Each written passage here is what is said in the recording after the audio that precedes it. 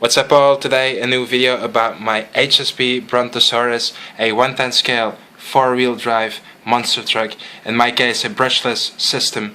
Now this car is much better known on YouTube in general as the Exceed Infinitive or Exceed Dynamite. I have the HSP version, but the car is exactly the same. I have it now in a slightly dark setting and I'm going around the car so you can see it in its nighttime suit, because that's what I generally do with the car. I take it out at night for some bashing.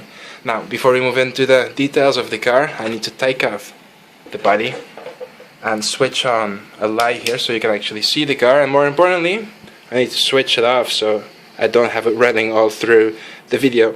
Now, some general information about the car. It is a traditional design. It has a spider diff in the front, a spider diff in the back, a drive shaft in the middle, all metal geared. It came with a 45 amp brushless system ESC with a 12T motor, 3300 kV. It came with a 3 kilogram plastic geared servo. However, I replaced it with a 9 kilogram metal geared servo from the brand Power HD. The battery I run generally is a 7.4 volt LiPo, 40C 80C discharge rate, 2700 mAh, gives me around 10 to 15 minutes runtime. Now the additions that I did to the car, let me show you. Here I put some aluminium body posts. I added there the heat sinks, 2 heat sinks on the motor. Now something interesting to know about the ESC. The ESC fan is wired the same as the battery, which means that it takes the same voltage as the battery directly. The fan itself was rated on 7.2 volt, which in theory means that you will burn the fan immediately with any battery higher than a 7.2 NIM or a 7.4 volt LiPo. I changed the fan for a 12 volt one, a Hobbywing one as well. By the way, this system is branded HSP, but it is Hobbywing or Easy Run basically. Now, let's move into some more structural things about the car. A big issue that I noticed, and well, you'll see that throughout the video, the plastics are very bendy, which is good in the beginning as a beginner car, which it was for me because it was the second car I ever bought. As an expert driver, you won't like this, but in the beginning at least it will keep you from breaking a lot of things. Another thing I noticed was the traditional geometry, as it came out of the box, didn't allow for the chassis to basically bottom out on the ground.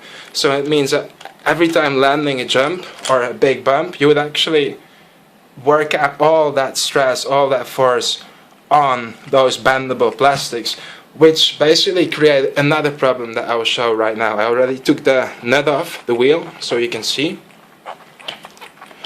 This is the main problem. Jang from Ultimate RC reviewed this car as well, and he had the same problem, and I hit it multiple times as well. I'm quite sure that anybody out there who has this car will run into this problem at some point. This here, the hub carrier, I broke one time only, but I had the dog bone there popping out several times, which as well eventually broke the stub axle. So I had to replace all of it. I chose to put the aluminium hub carrier instead. I've done quite some runtime after that, and apart from the screw there coming loose, I didn't have any more problems. All is fine. I just had to add a nut here with a longer screw and a leather thread lock so it keeps together. I don't have any issues with the dog bone anymore, so for now that seems fine. As such, I actually will do a similar upgrade to the front with 2 caster blocks and the same sort of the hub carriers as well for the front. Then another thing that I tried with this car, because they do sell some CVDs for this car, I tried them, but I had the issue that it was binding up the suspension. It wasn't allowing full suspension movement because they were slightly too long. So don't buy the CVDs, long story short.